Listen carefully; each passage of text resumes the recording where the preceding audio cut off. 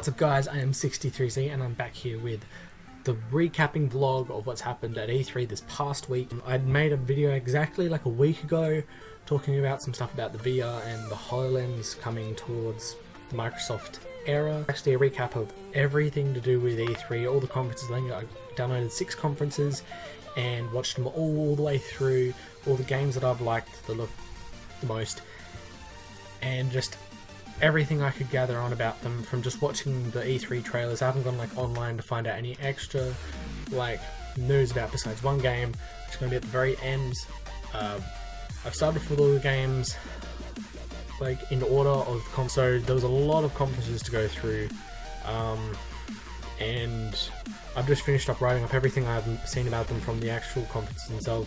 We've got about 2.5, 3 pages, almost 3 pages of this, about 1,600-ish words, just written down on a Word document here. So I'm just going to be telling you roughly what they're all about. I might make it a couple of videos if it begins to get too long.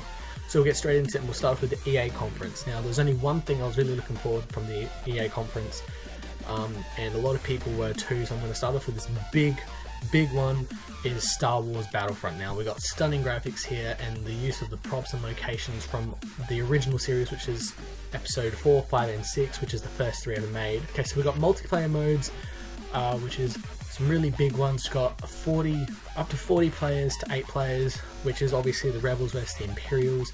It's there's some missions versus AIs on your own or with a friend and stuff like that. So you can either play multiplayer, or there's missions where you can either on your own versing AIs, or you can be with a friend online playing versus AIs, or you can go split screen versing some players with some AIs.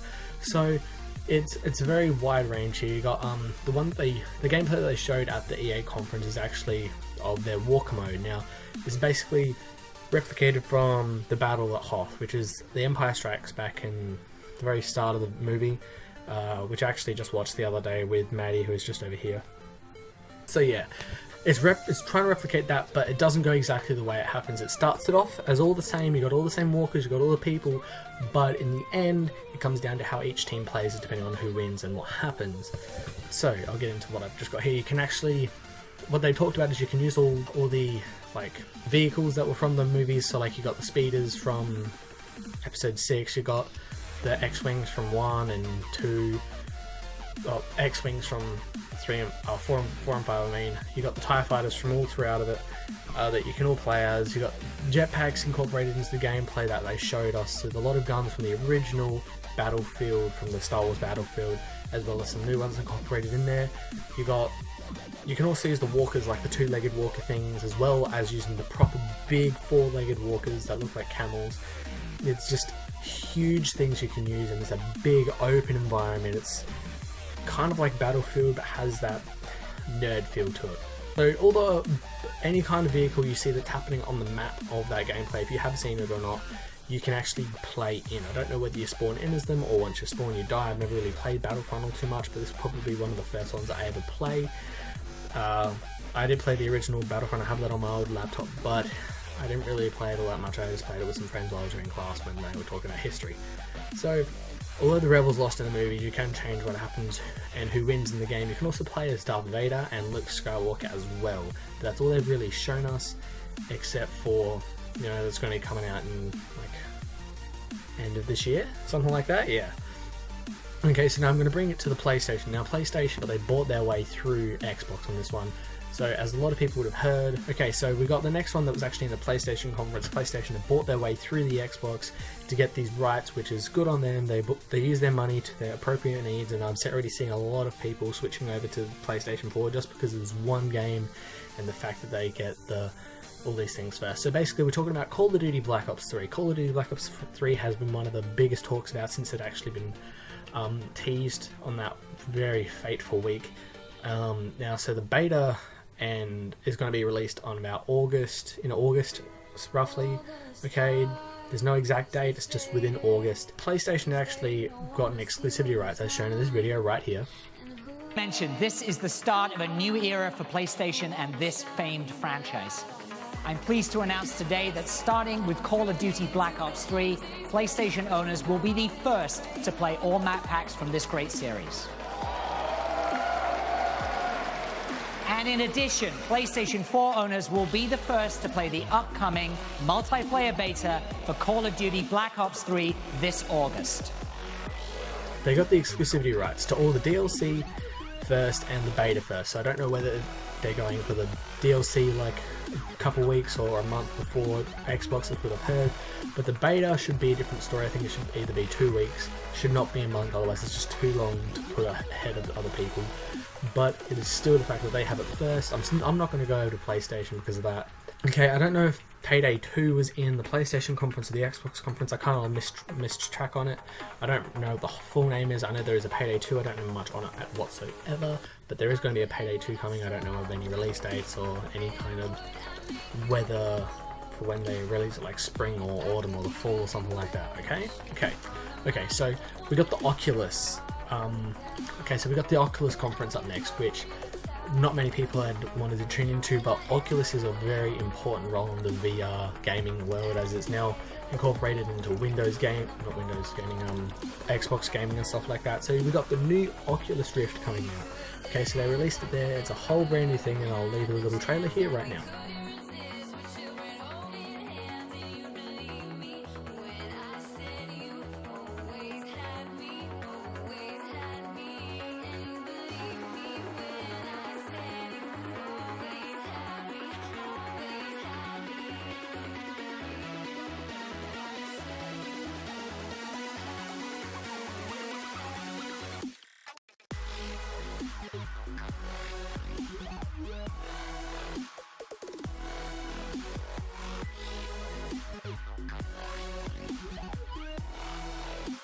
Okay, so that was the trailer. Not really a trailer, but like a reveal trailer kind of thing. It's got a new integrated headset as well as new ergonomics fitted to more adjust people. You've got adjustable eyes to fit your face better, to get the lens right in the very center of your eyes as well. So it's like makes the virtual reality feel more real and makes you less woozy while you play. Change the lens. They have an adjustable lens distance in case you have glasses as well, so it can now fit glasses a lot easier. And now they've also covered it in vinyl to give it a better feel. I don't really see the need for it. It wasn't all that necessary, but it is part of it now. And they also, with those Oculus Rifts, I don't know if they're going to be doing it with the DK2s, but the new Oculus Rift will be sold with an Xbox One controller inside of every one. I think they're going to be doing an Xbox One controller inside of the DK2s from now on, but either way, they're going to be doing it from the next one on as well. So within the Oculus conference, they had one other big reveal within it, besides a bunch of other like VR maintained games that they revealed for it. It was called the Oculus Touch. Their reasoning for it is because when people play with the Oculus Rift, with the virtual reality, they want to reach out and touch the stuff that they're playing. It's like if they see a dinosaur just coming at them, they want to put their hand out and touch it, or they want to like feel what's happening in front of their face, like as you would in real life. So what they've made is, looks like two handheld objects that resemble a controller split in half. So basically you got a toggle on each thumb, two buttons with each, a trigger there and a trigger down here as well. So you got two triggers, toggles and buttons, right? That has like a solid rubber or plastic wrapped so the controller's in your hand here, has a band or plastic thing that goes around your hand there. It's meant to be a motion tracker so that it can resemble your hand within the game, so you can not only look like you're in front of it, but you can also see your hand reach out to try and touch it as well. So it gives that unmixed immersive feeling into playing the game. It allows for better latency as well with you to manipulate objects inside of the Rift. So if you were to pick up a gun, you'd actually go down to pick it up with your hands using these motion tracker. They call it the half moon. You go down to pick it up with the half moon and you'd manipulate the gun with your hands physically, moving it around like that. And it comes with like a sensor as well, so you put it on the desk so the sensor sees what your hands are doing, how your body's turning as well, so it can all move together, right? It can all move together, so you have more manipulation and more immersive feeling into playing like first-person shooter kind of games as well. They're not meant to be heavy. They're meant to be less heavy as well, so it has less of like a mental thought to it. So if you're like wanting to actually go down and pick it up, you wouldn't think to just, oh wait, I need to actually use these, go down and pick it up. You'd actually think, oh crap, I need to go pick it up. It's meant to be like that, so you can feel like you're playing the game you're actually playing, not just like, oh, I gotta use the controller or use the keypad to like get into it. Now we got a massive load on the Xbox One. There's tons and tons and tons of games, so be prepared because you're going to get all of this in one hit. So now Xbox One, the Xbox conference had started for the big release at the very start, which was Halo 5 Guardians. Now it's based off the Master Chief and the Spartan Lock. Now based off of Master Chief and Spartan Lock. It's an Xbox One exclusive, so you can't play it on PC or PlayStation. Now Locke hunts Master Chief, or is he finding him? That's what they said at the very start. You don't know whether he's his enemy or his friend. But the fact that Locke is working with the Covenant to try and find Master Chief is a bit of a sketchy thing. But Master Chief has been using himself with the Prometheans that have been coming back within the game. There are some old characters that are back in there that relate back to some of the old games, like within their campaigns. I don't know which Spartans they are. I think they're Buck and Vale, according to it. Yeah, Buck and Vale. Now within the campaign gameplay, it starts as Locke and Locke's team being dropped into the fight. Now it's from a Covenant ship, as you would expect, but they were being dropped off into a fight where the Arbiter have been taking all their troops out, and although I don't know why or who the Guardian is, but Locke keeps referring to the Guardian a couple times throughout the actual video. We don't know if it's an actual person or a place or a thing, but the fact that the way they were talking about it, it sounds more like it's an actual person or a thing, not a place. Prometheans are back in this game, and as you see when Locke's team starts to get into the fight, they start to run into some of the Prometheans. There are some new unit kind of things. You know how the Covenant have the elites and the grunts and the jackals? There's a new type of Promethean in there, but there also is a new boss Promethean. At the very end of the video you see him, he captures Locke.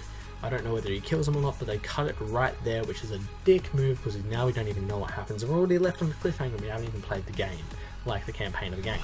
In playing this, you can play it 4-player, which is pretty cool, just like Call of Duty. But with that also, if you're just playing on your own, you can set your team people to attack, like target certain things. So if you're looking at something and you press a certain button, it will target that player or target that object, so you can help take it down a lot easier and help with everything else. So it's a lot better in those kind of circumstances. In this, people can get down, so you can actually revive them as well, so you don't just get stuck with losing a whole team member and not being able to do anything about it besides just trying to fight for their revenge. Now we obviously have the dash movements as well, but they've added in I know it feels like a jetpack kind of movement, but they haven't really specified anything on that, and they haven't talked about it as well. There's obviously the ground and pound movement that they had in the beta, as you saw in a couple of my videos. If you haven't been watching it, if you even saw the E3 conference, you'll see that it's in there. He uses it on one of the Prometheans, I think, I'm not sure. There's the big boss, which is a Promethean, gets cut on that cutscene and it pissed me off. But the thing that he said just before is that he had talked to Master Chief and he had let Master Chief through, but he's not letting Locke through. So that makes me think that Master Chief has been working with the Prometheans, and that it's just the fact that he doesn't want them to get to the Master Chief because of something Master Chief has or Master Chief has done. I don't know, some kind of what I think Locke is doing with the Covenant, Master Chief is doing with the Prometheans. Now, I don't know what's happening all too much because no one really knows besides the people over at 343. The game actually involves the Covenant Spartans, the UNSC troops, and the Prometheans, but we don't know if there's flood yet. I don't like the flood. It's so annoying. You've just seen that in all my other Halo videos if you've watched them. I just hate the flood. Even on Halo Wars, they were a bitch to try and kill. They just took over everything.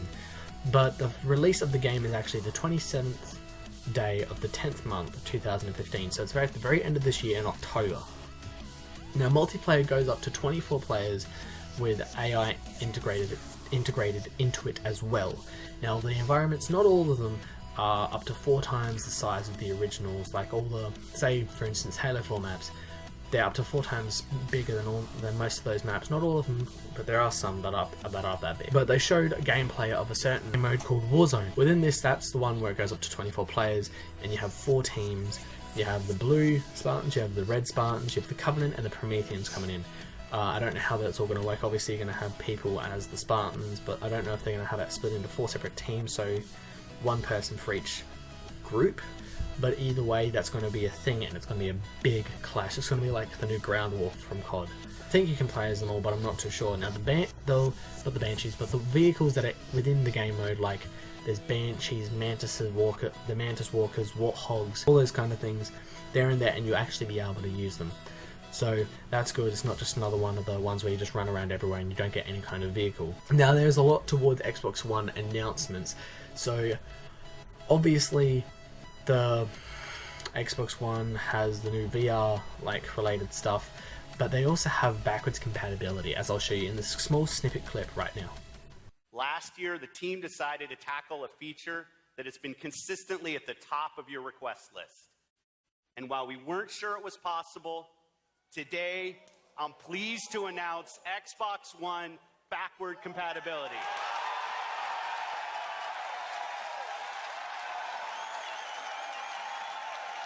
Your Xbox 360 games, the games you've invested your time and money in, and the games you want to continue to be played, will be playable natively on your Xbox One.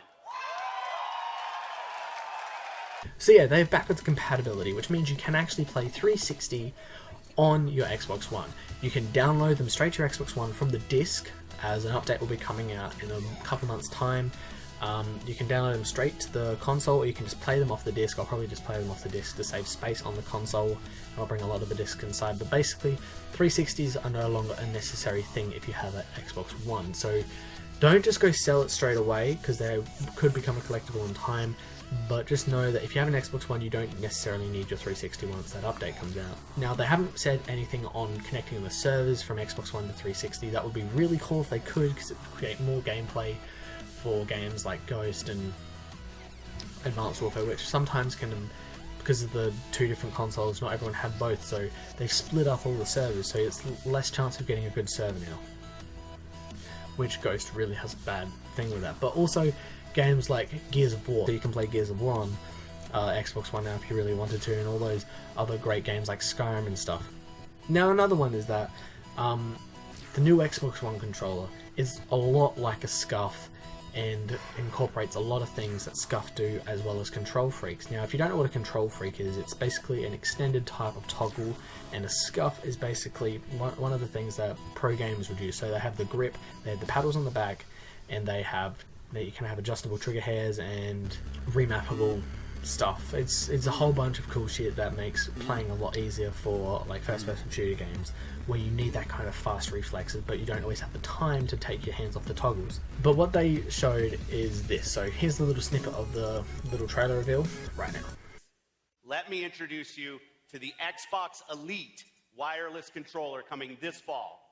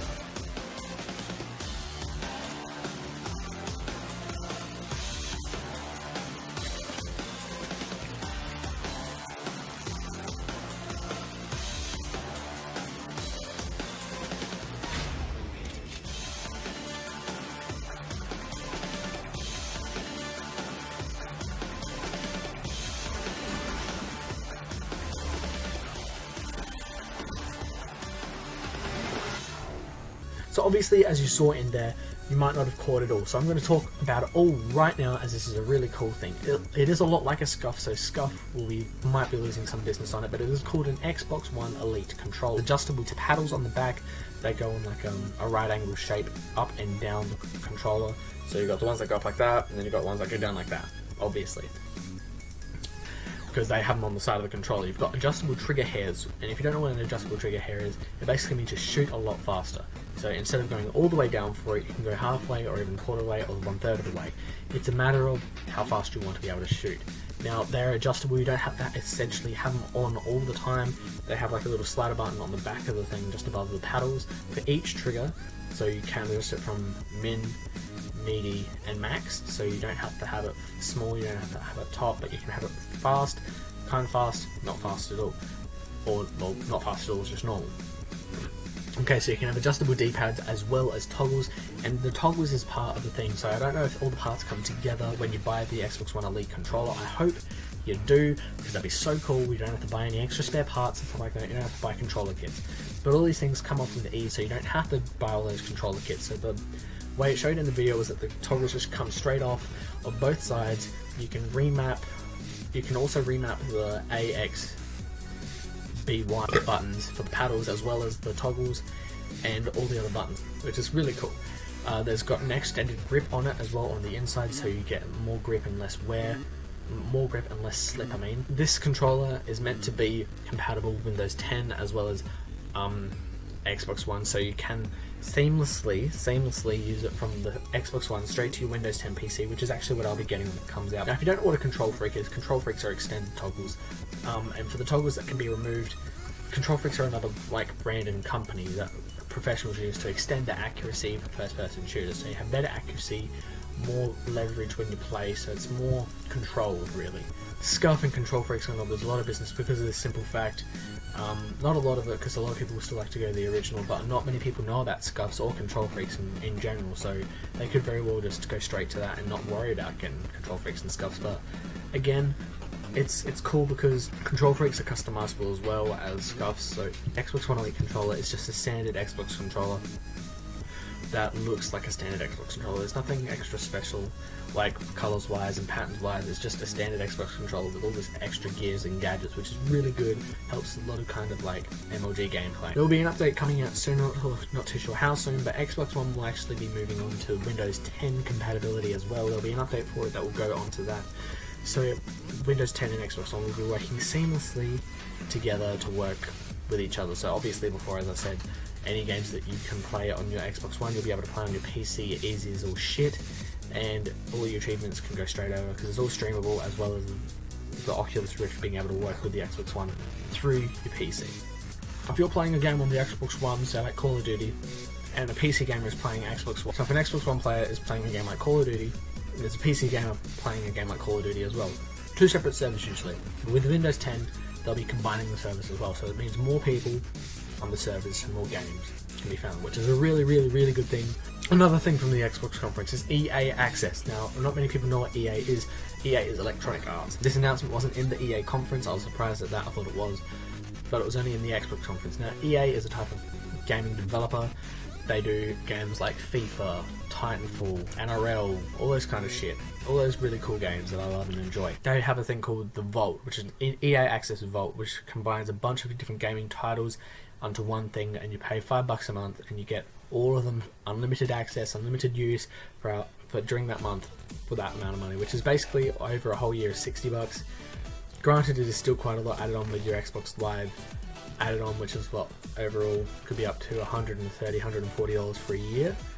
But then again, you break that down, that's only about $10, $12 a month. And not much was shown on this next game, but there is a trailer for it, and it'll be available early 2016. Now, if you don't know what I'm talking about, this game is probably one of the most rageous games. Now, PlayStation 4 have their own exclusive version of a game, and it's called Bloodborne. If you don't know what Bloodborne is, it's the PlayStation's version of Dark Souls. Now, Dark Souls is, I believe, a PC and Xbox exclusive, but Bloodborne is a PlayStation 4 exclusive.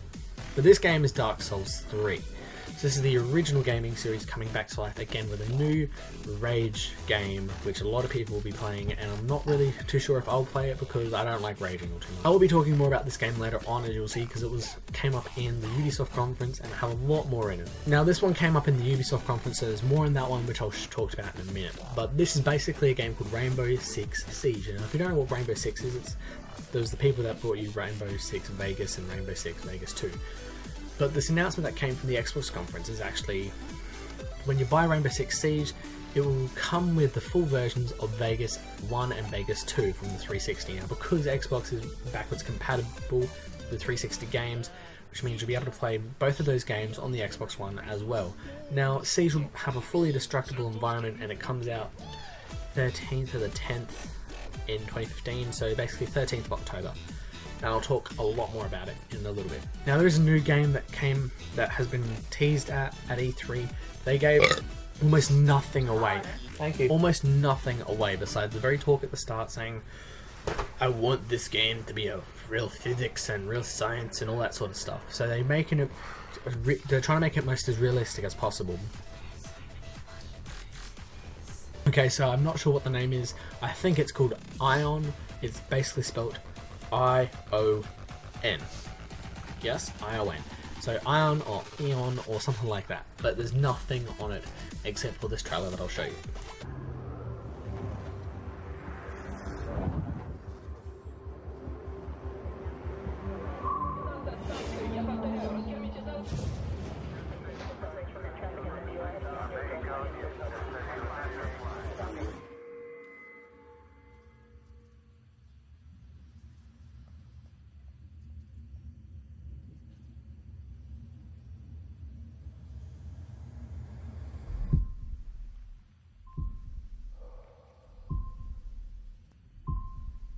The next Xbox One exclusive comes from the Xbox One conference. Now, it's a game that basically involves a lot of the hit games from vintage days. Vintage days. When Banjo Kazooie was one of the main games people played back then, that long ago. So the game is called Rare Replays. It has 30 of the biggest hit games from back in the old days. I'm not going to go through all the games that are on there because I really don't know. I know Banjo Kazooie is on there and Viva Pinata. I don't like Viva Pinata, I don't know why it's on there, but it's got a whole bunch of those old school games and it's really, really cool. Meant to be remastered, ones that need to be remastered are going to be on the Xbox One. It's compatible with the Xbox One and it can give you up to 10,000 gamer score, so it's perfect for vintage gamers and people who want achievements to boost up their gamer score. Next part. Rift is confirmed to be a part of the Xbox One, but there was a demonstration that took the stage called HoloLens. Now, if you don't know what HoloLens, it's a mixed reality device. Now, basically in saying it just causes holograms. You don't know what's coming next with this kind of technology, but HoloLens is the very start of it with gaming. PlayStation couldn't think of it because they don't have the resources to be able to do it. Microsoft have done this. This is the Microsoft HoloLens. They did do a demonstration involving Minecraft. I know it's a part of other games as well, but they just thought Minecraft is one of the easiest ways to show it on a worldwide stage with everyone getting the point. Now, what they used was a special camera that had basically a HoloLens on the very front of it, so they could project it so everyone would see what the guy demonstrating it could see. So I'll show you the little snippets here and there throughout this part, but basically I'll show you as I'm talking about it. HoloLens is a mixed reality device. So as I'm saying this, you have no need for a TV technically when you're playing with this. You put on your HoloLens and it can project the image that you're seeing onto a wall. So if I was playing it right now, I could play technically Minecraft and see it on my wall right in front of me without needing a TV. Now I'll show you what I mean right here. You can play the Minecraft you know today on HoloLens. Sax grabbed his Xbox controller to play through a giant holographic portal into a 3D Minecraft world right on the wall.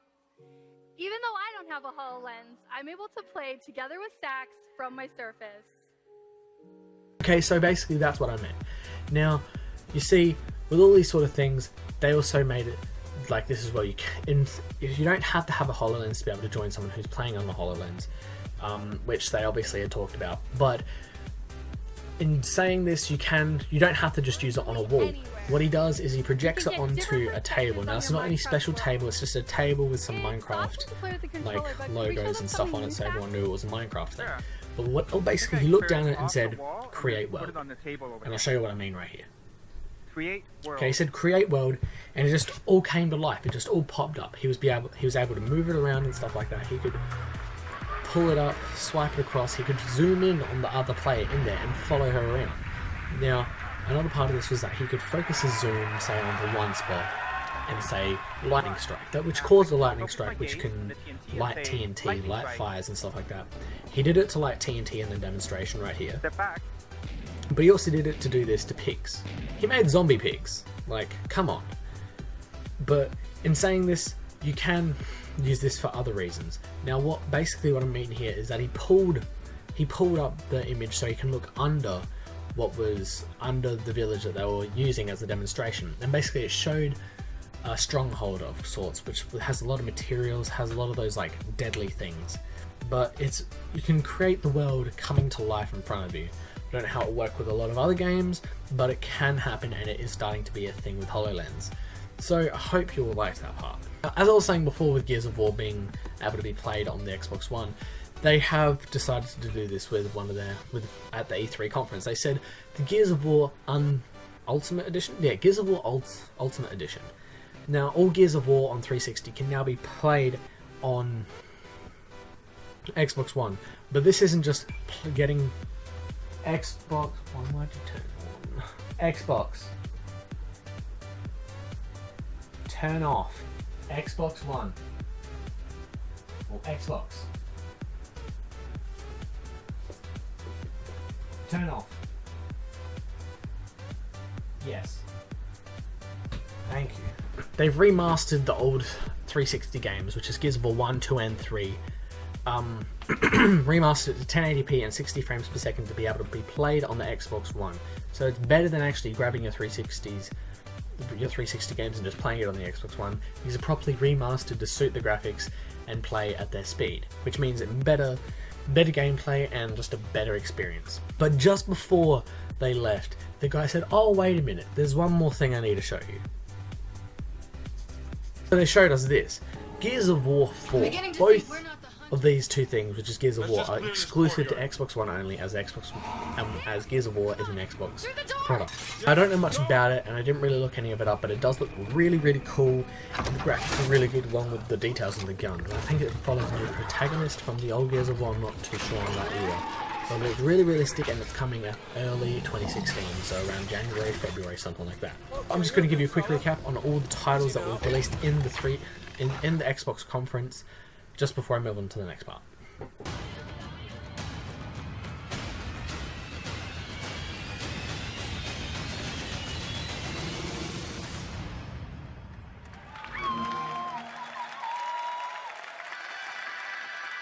On to Bethesda. Now Bethesda, I only watched the Bethesda conference for one simple game. I wanted to see if it was going to be on.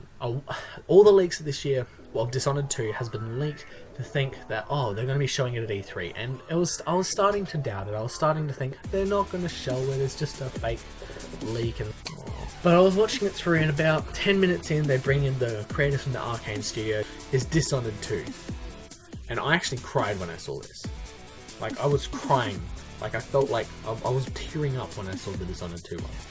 And what they said was, Dishonored, your passion for the game has inspired us. So what they did was a Dishonored Remastered Definitive Edition, which has all the old DLC, Bridgemal Wishes, Witches, Delve missions, and the combat training, stuff like that. So it's all remastered for the new consoles like PlayStation 4, Xbox One, and also it can be played on PC. And it comes out in a few weeks. They haven't given us any like price on it, but it has been said to come out. But the main reason I'm talking about the Bethesda conference is this. Dishonored 2 is a real thing. We announced it at the conference, they talked about it, and I loved it. I want to show you the trailer. I'm hoping it doesn't get copyrighted, but here we go.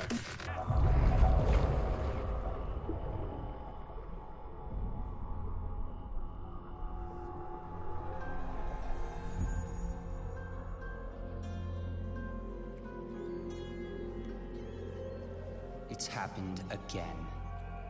Someone's pulled the rug out from under you. An empire at your feet, and you've lost it all. Be honest, did you really deserve any of it? More important, what would you do to get it back? Careful, there's always a price to pay. What you decide will ripple across the years. Blood in the gutters and corruption on the wind. It'll be fun watching this unfold. What will you do with the power I've given you? How will you make your mark on this wretched world?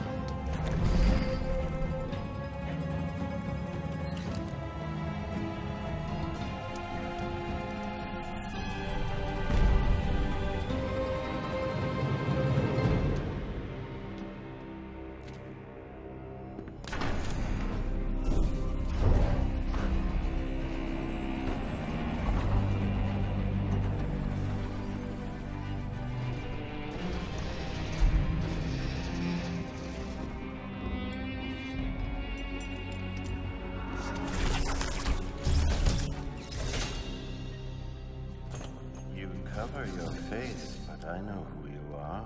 Emily Caldwin. Nothing is an accident. Everything is in motion. All of it has led you to this exact second in time.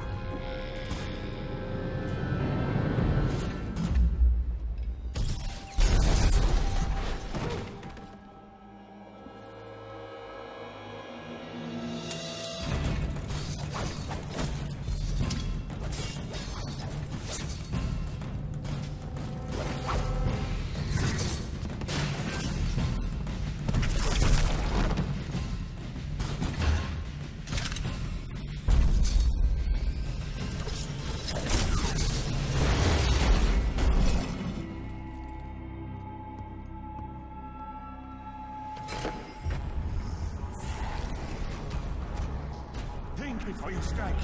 If you kill me, you become the assassin we claimed you were. You become one of us!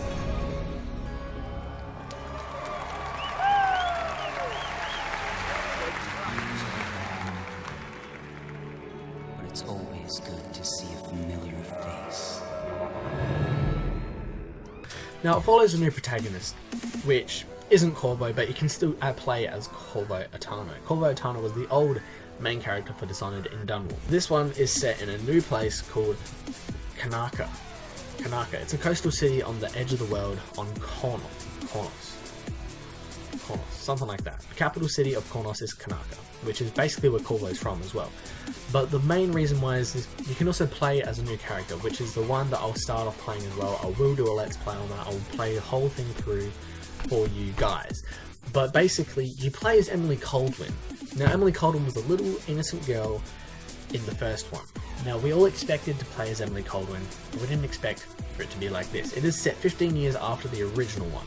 Okay, so it's set 15 years after, so she's, what, like 13 in the original one? She's now like 28 or 30, some shit like that. But now, in the trailer you see Emily setting up for a new assassination. Now, we don't know who it is, but they have overthrown the Empress, or whatever you want to call her. There are many Easter eggs within the game, but nothing really been said. That Corvo picks up his mask, or someone picks up Corvo's mask. She is the leader, well not she's leader, she's setting up a new assassination on one of the guys. Now they're running, she's got some cool shit, but she actually has some outsider powers. Now you don't know who the outsider is, you've got to play the first game and actually hear about it. Outsider gave Corvo his powers. Now she has a cool blue thingy that she shot away, and they said it's called Far Reach. Now basically this is like Blink, but it's a lot further. It's not as cool, but it's a lot further. You're not invisible while you do it, so you can technically still be seen, which is a downside to it, which Blink was a good one. Now this isn't in Tibia. People thought it was going to be in Tibia because they thought it was called Dishonored 2: The Darkness of Tibia. It's not. That part was false, but everything else was true. Saying this, she's gone for the assassination, but there's a couple new enemies in there. There's tall boys still as well, but there's also like mini boys. I'm gonna call them mini boys. And she goes for the assassination, and the mini boys are trying to protect him. She kills one with an exploding arrow, but the other one's still loose. She jumps down a stairwell, the other one's following her. She puts an arc mine to the wall, which they are back now, and she uses Corvo Attano's sword as well, if you didn't know. And the other guy follows her. The assassination target gives the mini boy the go to try and kill her again. He walks in the arc mine, the mini boy's dead. But what the assassination target does, he pulls a lever, whole walls start coming in down on Emily Caldwin. So what she does was she bends time. She has the bend time like power, and she starts to go to the kill. He's like, don't kill me, otherwise you'll be the assassin we all made you out to be. So obviously there's a lot of cool parts within this game that we don't know just quite yet, but it has been said that it will be coming out very soon. You can play the campaign as Corvo and Emily, but you can't play them at the same time. So if you start it as Emily, you can't midway go over to Corvo, because it's all just one campaign, but the campaign reacts differently to who you play as. So you can't just switch in between. So everything that you do as Emily will still be affecting Emily. So you can't cause havoc as Emily and go stealthy with Corvo the other half of the way through. But you can play the campaign as both people from start to finish. As I said before, the game is set 15 years after the original game. They did give us a rough time on when the game will be coming out, which is spring American time in 2016. Now, spring in America is autumn for Australia, so I'm thinking around February to March, something like that. We'll hear more about it around New Year's. And to the very last conference, which had so much in it. Like, I was not expecting this much, especially to like all these games as well. Now, Tom Clancy had revealed 3 games this year, or not revealed, but, oh, not actually revealed, he just didn't release. He revealed 3 games that are going to be coming out. Tom Clancy's games include The Division. Now, if you don't know what The Division is, it has a game mode inside of it called Dark Zone, and I believe it's a part of the game Division. It's a post-apocalyptic Manhattan where anything can happen. You collect contaminated loot from a radiated zone and there are no alliances, as anyone can shoot anyone and kill anyone, as seen in the E3 trailer. Now, I only show the end of it so I don't get any like copyright strikes, but here's the very end of it. Now, this whole trailer, if you want to go watch it, you can check it out online. It is on YouTube somewhere, but the whole trailer itself was so intense. Like, it was intense. Now, the transition from the open world to the PvP close quarters co-op gameplay was like you jumped over a wall and you're in it. So there was no loading screens and stuff like that. Now, the game is co-op and it is player versus player, and it's still open world, but yeah, it's still close quarters. So I think it'll be a cool game. I'm not really going to be playing. It's a really cool game, and I thought it was worth a mention, but it's just not something I'd probably play. Now, the next one, as I said before, Rainbow Six Siege. I said that in the Xbox One part of the conference of this video. Now, obviously, it is close quarters and fully destructible. Any wall you see can be blown up. But when you die, you stay dead. So, if you don't know what I mean, you're going for a mission, and you've found your spot. If you get downed and you don't get revived in time, you're dead. You're dead for the rest of the mission. You can't come back. Unless there's some kind of little thing within the game that I haven't said yet, but they basically showed it as once you die, you can't come back. Now, there are some game modes returning. I haven't played any Rainbow Six games before, but I think I might start getting into it when I actually play Siege. A game mode called Terror Hunt is back, and within that they can create strongholds and lead offensives with and against you. They played a live demo and had 5 players playing with a fully destructible environment, which looks so good, but that's basically all they showed, with a whole bunch of cool looking guns, but I do not know what they are, and I'm not even going to try and know what they are. But the beta for it will be coming out September 24th, 2015, so if you want to get in to try and play it, then's the time.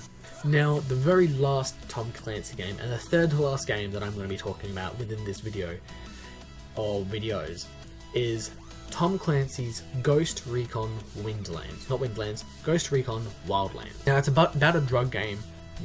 It's about a drug gang called Santa Blanca, and also about the corrupt government. But the gang Santa Blanca isn't afraid of death, apparently, and they don't fear it. So you can go from long range options, which involve snipers and stuff like that,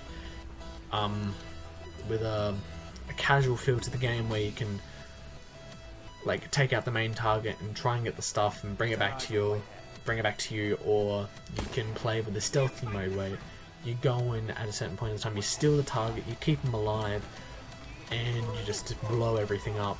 Or you can go for the full-on, all-out destruction where you just kill everyone, destroy everything, no remorse, no mercy, just fuck everyone up. But there was some vehicles that have been confirmed to be able to be used, like buggies, motorbikes, trucks. Now, you can kill everyone in many different ways. I'm not sure on all the ways, but there have been some confirmed types of weapons, and there are drones in it. I don't know what kind of drones they are, but they do explode. There's some unknown equipment, some unknown equipment that I don't know about.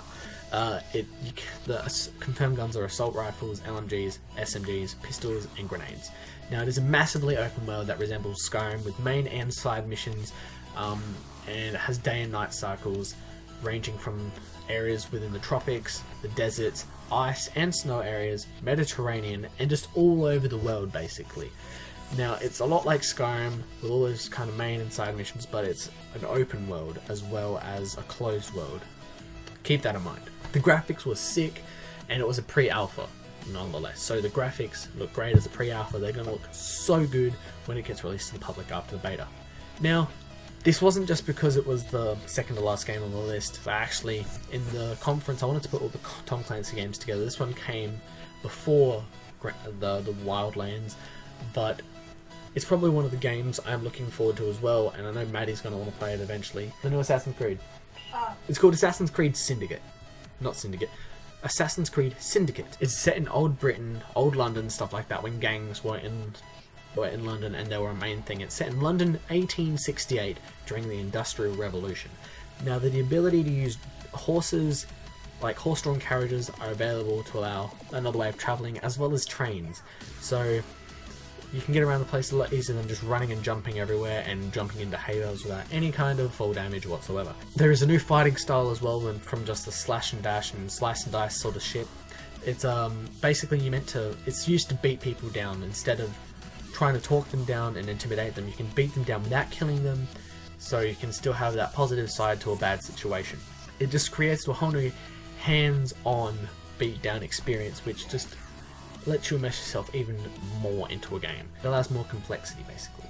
Now, I don't know if this is the whole way through it, but you can expand your gang, led by two twins, Jacob and Evie Fry. You can expand your gangs, I don't know if it's the whole way through, but you can expand them by stealing the rival gang members to fight for you, to fight for London, to free the people, basically. It's to free and take back London from the corrupt government and all the gangs around. So basically you're just trying to save London and save the purest form of life. Also, there was no set for release days or anything like that. Now, out of all the games that I watched, out of all the conferences that I watched, I was not expecting to be surprised. The only two games that surprised me was this game and Wildlands. I was half expecting Dishonored 2. Okay, so we got this game here. It's called For Honor. It doesn't leave open to description. For Honor could be for anything, but I'm going to go straight into it. I'm not going to try to show a lot of their trailers because I could get striked for it and I don't want to have to deal with all that, but I'll show you as much as I can without hopefully getting destroyed. Okay, so it's a medieval based game, really. So this is something that I really like and enjoy, the medieval kind of games, and I really like it because there's 3 separate factions you can play as. You got the Knights, the Samurai, and the Vikings. Vikings. Okay, so it is for Xbox One, PlayStation 4, and PC. But the live demo only had 2 teams of 4 playing. I don't know if it will expand to more like 10 or 20 people on each team. But the live demo only had 4, so I don't have any details on how big the lobbies could be when you play. When you play, it's only going to be 2 factions playing at a time, so Knights versus Samurais, or Samurais versus Vikings, or Vikings versus Knights, basically. And only one can win, so that's pretty cool. I don't know if there's objectives to the games besides just kill everyone, or if there are different game modes, but it has a very realistic graphic to it. Like, when you're playing, well, not when you're playing, when you're looking at it, it looks like they've put a lot of details into how they move with all the armor and the big ass swords and all those kind of things. They all fit their fighting style as well. Every single faction has a different fighting style, and you can play as heroes within those factions. And each hero within those factions have their own specific different fighting style from every other hero. So that's a different fighting style within a different fighting style against other different fighting styles. So there's a lot of complexity with the way they've set it out, apparently. Now, their battle simulation was really intense. It was really like full on, and I'll show you all that at the very end of this because I just want to have it all out of the way. They have blocking and heavy movements along with quick strikes and all those sort of things. And apart from the gameplay, it just looks like a cool thing. You can use taunts. You can have positions where you start up your attacks from. Yeah, it's really cool. You can go to their site called forhonorgame.com to register, and you can get exclusive DLC, chants, and information, news, and all that sort of stuff within the game. Now, I waited until after their conference thing so I can get the news with all their backstage people, and I didn't get much on the other ones, but this one gave me a fair bit. He was just talking about explaining each faction. So you basically got your Legion, which is your knight people. They're very heavily armoured, can be slow with really heavy attacks. Warborn, which are the Vikings, fast, strong, enthusiastic, loud, powerful, but they're not as heavily armoured. Then you've got the Chosen, which are the samurai. They've tried to focus on the mastery of the weapons, so they're more faster and agile, along with the mastery of the battlefield as well. I don't know how mastery of the battlefield will go with it, but it'll probably work on the AI's positioning within the game.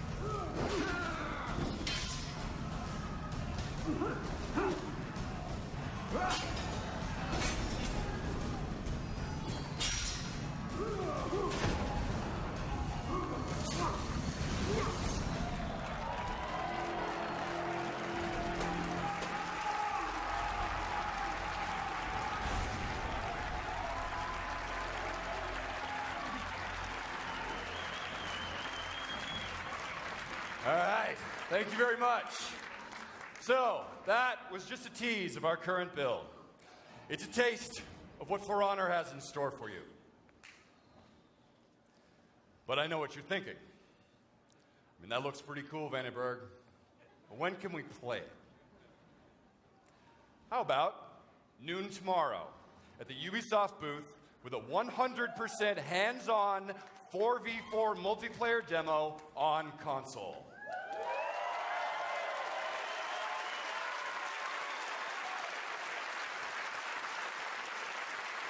Thank you very much.